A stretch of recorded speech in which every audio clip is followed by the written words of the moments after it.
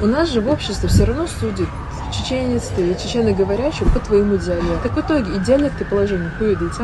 Многообразие диалектов говорит о богатстве языка. То, что у нас сложилось так, что один плоскостной диалект лег в основу литературного языка, и тут тоже свои исторические и экономические моменты на это повлияли.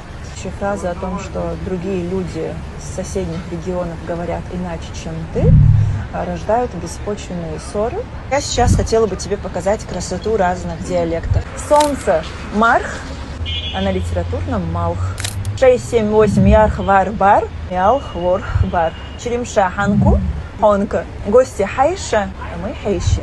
Со мной соца, на литературном сюэца. Некрасивый ирша, а на литературном ирча. Дахк, на тубкалинском дырк. Сложный харс, на литературном харц. Он сам изша, унса, гинса. Тебя дезал, мы дезал. Теленок эса, мы эсал. Птица олхудзур, а мы олхазар. Я веду освиг, освиг. Поэтому я в своем разговорном клубе девочкам всегда говорю, мы с вами здесь изучаем литературный язык, а вы говорите так, как произносит ваша семья и ваш род.